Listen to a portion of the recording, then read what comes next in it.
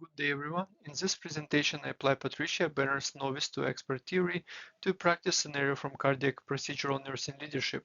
I chose Benner because the scenario is about how nurses develop judgment under pressure. It is also about how I can support a new staff member while protecting the patient, the procedure, and the team. My six-word story is Experience transforms rules into clinical judgment. This captures why Benner fits the assignment and my work.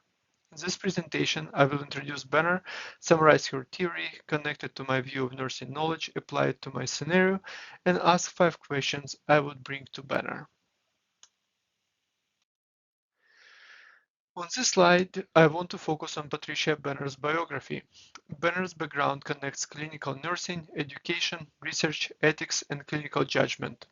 She earned her nursing degree from Pasadena College, completed graduate study in medical surgical nursing, and later completed doctoral work at UC Berkeley. In 1984, she published From Novice to Expert, which became her best-known contribution to nursing. Her biography matters because her theory grew from real nursing practice, not just abstract ideas. That is why her work is useful for understanding how nurses learn, recognize patterns, and develop stronger judgment over time. Benner describes 5 stages of clinical competence: novice, advanced beginner, competent, proficient, and expert.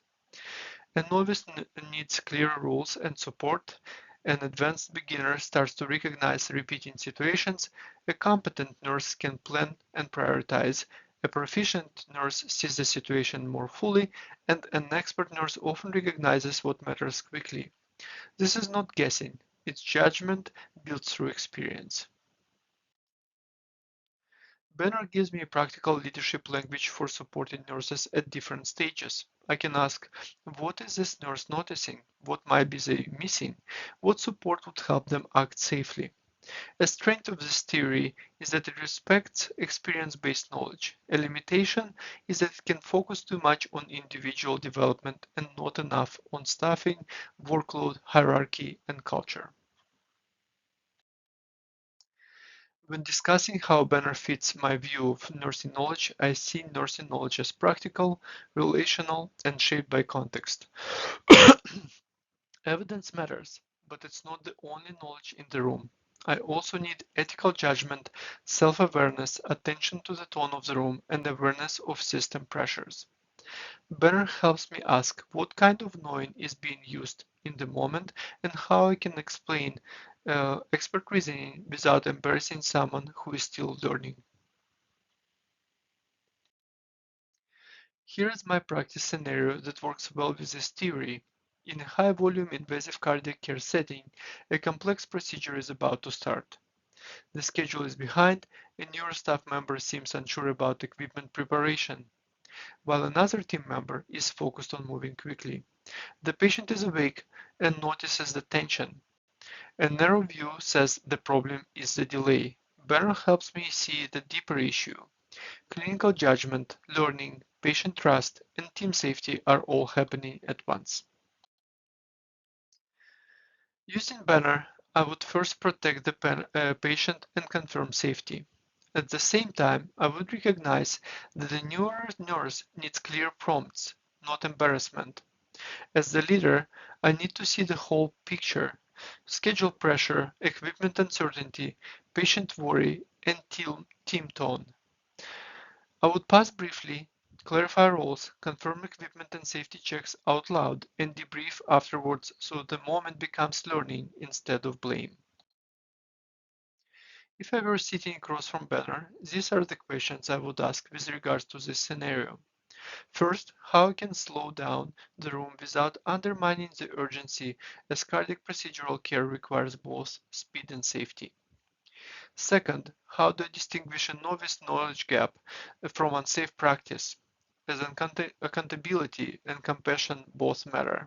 Third, how can I make expert reasoning visible in real time, as intuition is not helpful to learners unless I can explain it.